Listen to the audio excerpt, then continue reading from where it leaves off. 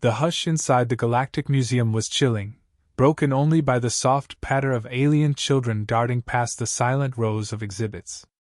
Their laughter echoed off the polished silver floors, a sound sharper than any weapon, because it was aimed at the broken humans who stood behind transparent barriers, living artifacts, symbols of a defeated world.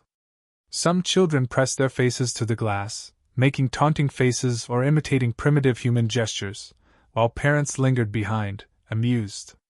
The display tags beneath each enclosure detailed ancient glories in cold, factual language. Human, Terran, once warriors, now relics. The air reeked of sterilization, and yet the stench of humiliation was thick, invisible but suffocating. Long years had passed since Earth's banners last fluttered in the winds of their own skies. The Galactic Council's war fleets had come, burning cities, breaking resistance, until the last screams faded into submission. Now, only the youngest remembered what blue skies looked like or what it meant to speak without fear. Most simply watched as their elders grew silent and resigned, hands pressed to glass, eyes searching for something that never returned their gaze. The alien guides led tours, reciting the history of human defeat with relish, highlighting the barbaric tenacity of the species, then pointing out how even the wildest animal could be tamed. "See how peaceful they are now," one guide told a group of officials in flowing gold and jade robes, his voice smug. "No more rebellion, no more fire. Earth's defiance is a tale for children now, nothing more." The adults in the exhibits did not move. Their posture betrayed no anger, no pride. Only the faintest spark sometimes glinted in a young person's eye, quickly hidden whenever the aliens noticed. Among the humans, the old stories still whispered from mouth to mouth, especially among the youth, their words smuggled like contraband during late-night hours when alien eyes grew weary and inattentive. Stories of the old warrior, a legend, some said, no more real than hope itself. He had fought the final battles. Some said he still lived, hidden somewhere beyond the reach of the galactic elites, waiting for a time when the chains would loosen and the call to rise would echo again. Most dismissed it as fantasy, but the young held onto it, secret and sacred. The museum's grand atrium was abuzz with news. Hollow posters flared with color, advertising an event that would shake the Council's capital. The century of human surrender, a gala of victory. Dignitaries from every major world would attend. The promise of a special exhibit fueled curiosity and gossip among aliens and fear among humans. In the staff corridors, whispers multiplied. Would a new humiliation be staged, another petty display to break the last shards of pride?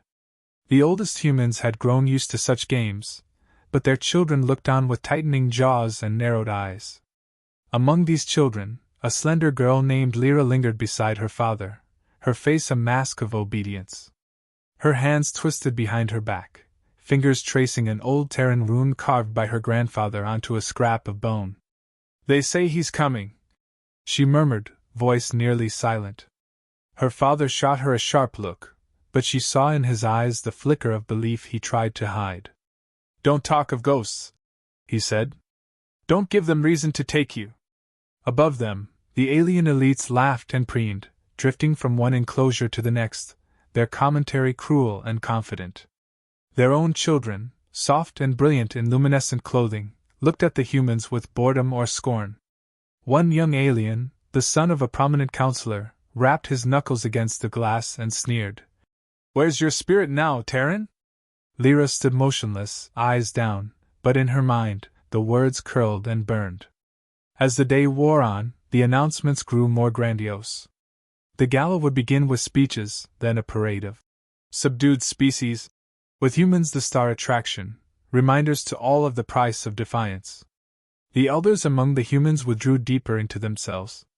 Some whispered prayers from forgotten faiths, lips moving in the hush, unseen by the aliens.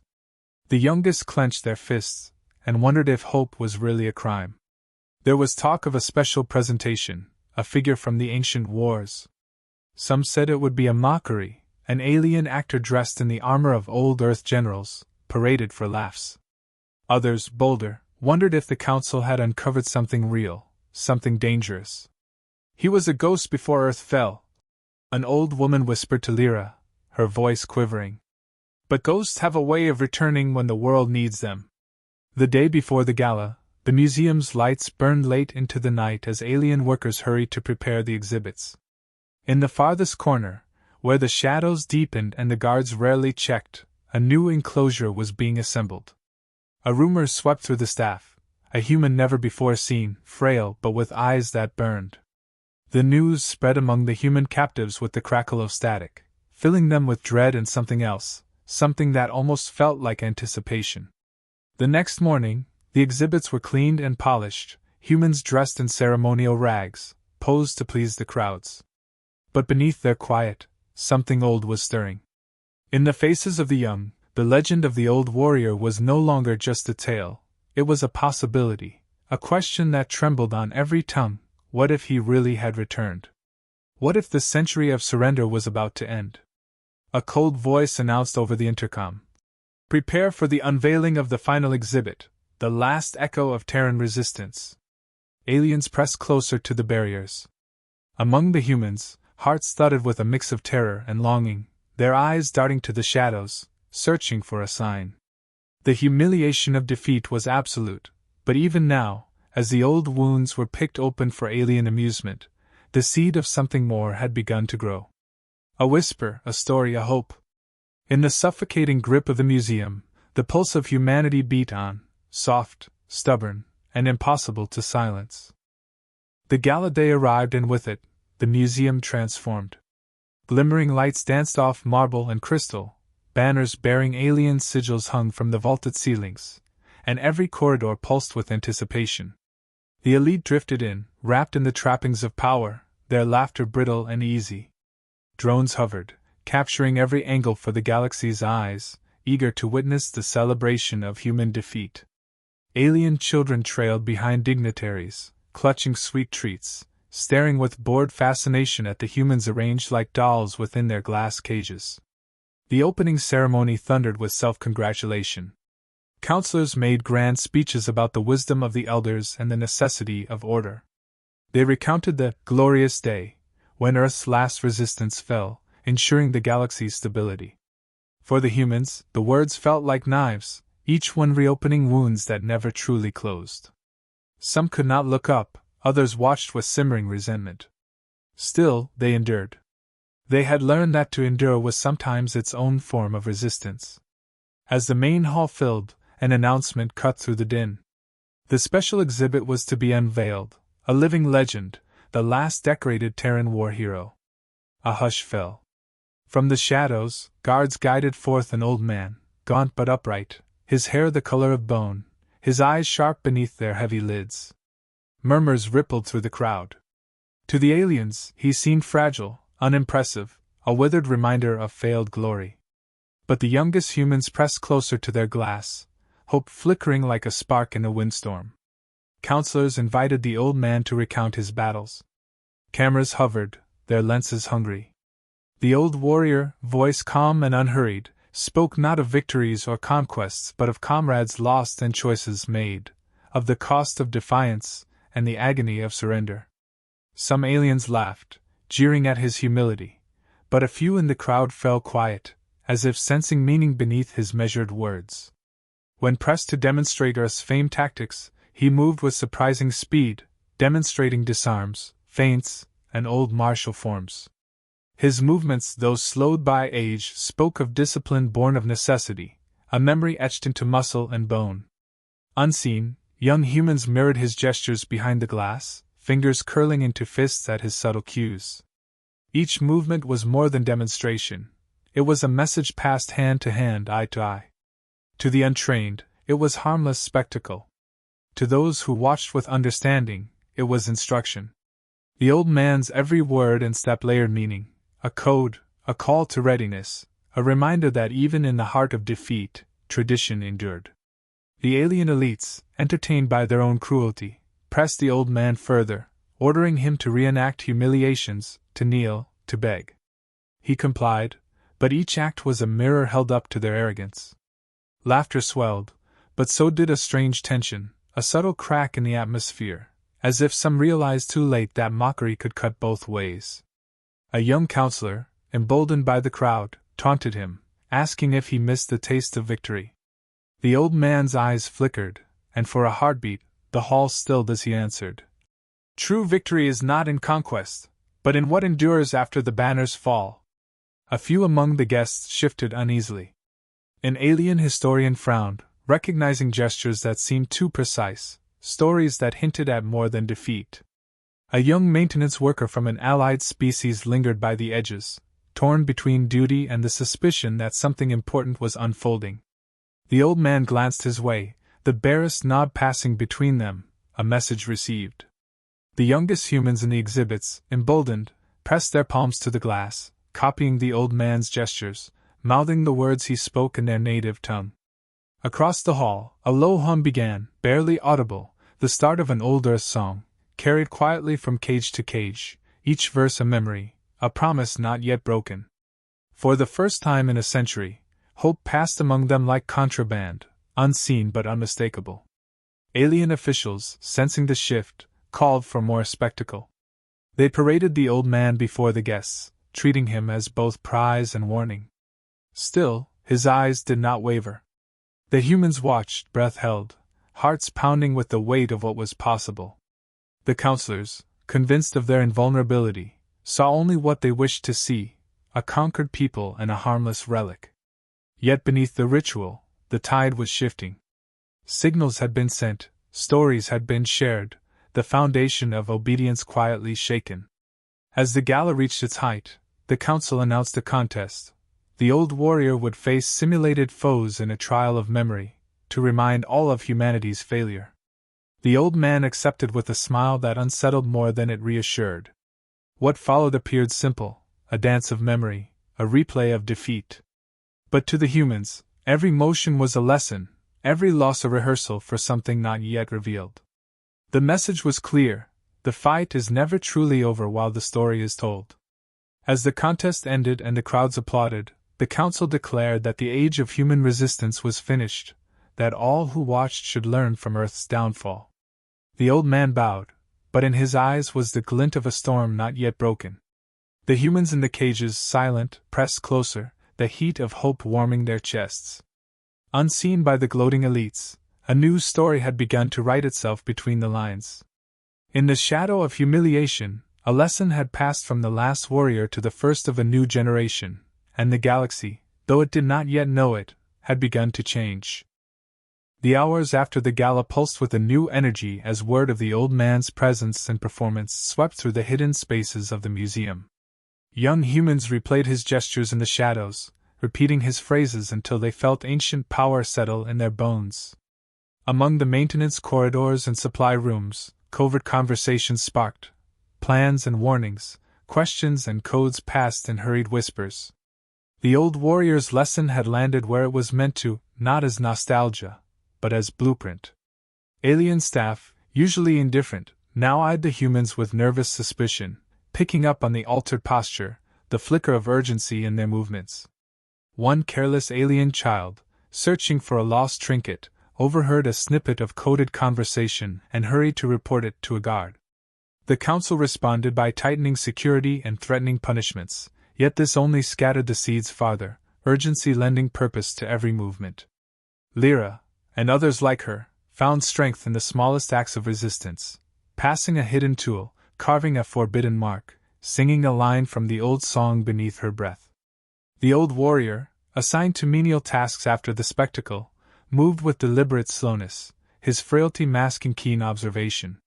He left instructions in places only those with Terran eyes would see, a scratch on a wall, a misplaced relic, a phrase muttered at just the right moment. A sympathetic alien worker, whose conscience prickled with each new order from the council, hesitated long enough at a locked door for Lyra to slip past. She emerged in a storage bay where the old warrior waited, calm as a mountain. He handed her a coil of wire, eyes grave as he spoke a code phrase. In that instant, a bond forged across generations, the promise of uprising moved from rumor to reality. Throughout the museum, mishaps began to multiply.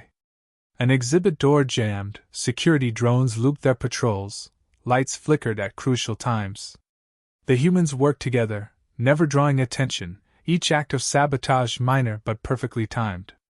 The old warrior moved among them, his presence a living anchor, his quiet encouragement all the spark they needed. He showed the youngest how to hide tools in plain sight, how to move with confidence, how to trust each other. Every lesson was delivered as if nothing more than a memory shared, but each one stacked quietly into a battle plan. The aliens, convinced of their own superiority, saw nothing but clumsy mistakes and human incompetence. As the council readied a final humiliation, a reenactment of the surrender, staged for the entertainment of the galaxy, word spread among the humans. The chosen day would be their moment. Lyra and her allies, fueled by the old warrior's presence, moved through the bowels of the museum gathering the others. Some trembled with fear, others with excitement. Every generation was present, elders reciting the code words from the old days, youth burning with impatience. The sympathetic alien worker provided a map of emergency passages, risking everything for a cause that no longer seemed alien. On the day of the reenactment, as the counselors gathered in pomp and the guests pressed close for a better view, the humans took their places, nerves strung tight. The old warrior entered first, head bowed. His voice, soft but unyielding, repeated the lines they all knew by heart. Signals passed in plain sight: a raised hand, a shuffled foot, a half-swallowed word. At the exact moment scripted for ultimate humiliation, he broke the rhythm. Instead of kneeling, he stood tall. The doors to the exhibits slammed open as Lyra and her allies disabled the locks. Lights failed. Panic erupted. Within moments, chaos ruled the halls. Humans surged from their cages, emboldened by their elders, guided by the old warrior's calm presence. The sympathetic alien worker jammed the comms and sealed the main exits. Counselors shouted orders, guards stumbled, guests fled. Young humans darted through the confusion, gathering supplies and securing doors. The old warrior moved steadily, herding survivors, barking crisp instructions. For the first time, the humans fought not for survival, but for the taste of freedom. Amid the chaos, the old warrior met Lyra's eyes. She nodded, the old song breaking from her lips in a ragged shout, others joining until the words filled the museum. The anthem of a lost world became the battle cry of a new rebellion. The council's arrogance, once unshakable, fractured as their captives transformed before their eyes, no longer exhibits, but a living force. The galaxy watched through fractured drone feeds as the legend of the old warrior exploded into reality, hope igniting not just in one museum, but in every heart that heard the song. The uprising was no longer a story. It was happening, and nothing could put it back in a cage. Alarms blared through the museum as emergency lights strobed red, scattering shadows across marble and steel. The council's guards, trained for show rather than war, found themselves overwhelmed by the sudden unity and coordination of their former captives. The old warrior stood at the heart of it, issuing calm, decisive orders, every word clear, every movement purposeful. He directed elders to fortify entrances with overturned exhibits and display cases, while the youth relayed messages and secured captured comms devices. The sympathetic alien worker rerouted surveillance feeds, buying precious minutes as the elites scrambled for control. Counselors barked commands over the intercom, their confidence eroding as one security checkpoint after another reported silence or static. Outside the museum, crowds gathered, drawn by the spectacle and the sudden cutoff of the broadcast feed. Rumors rippled through the city. Humans had risen, the living exhibit was no longer on display. The news spread faster than the council could contain it. Inside, the old warrior moved among his people, steadying the frightened and rallying the bold. His voice cut through panic, reminding everyone of their purpose, to seize not just their lives, but their dignity. The elders, who had lived only to survive, found themselves lifted by the old songs and the certainty in his eyes. The youth, who had always chafed at captivity, became leaders in their own right, Lyra among them, fierce and unafraid, her voice ringing with orders, her song growing louder. At the core of the chaos, a small group of council elites barricaded themselves inside the command gallery, desperate to reassert control. They demanded backup, but hesitation and confusion had taken root among the alien ranks. Even among their own kind, seeds of doubt had been planted by the old warrior's words and the humans' refusal to break. Some guards dropped their weapons, unwilling to fire on those who now seemed less like exhibits and more like fellow beings with stories, courage, and pain. The standoff reached its peak as the council's security chief confronted the old warrior, weapon drawn, voice trembling. The old man did not flinch.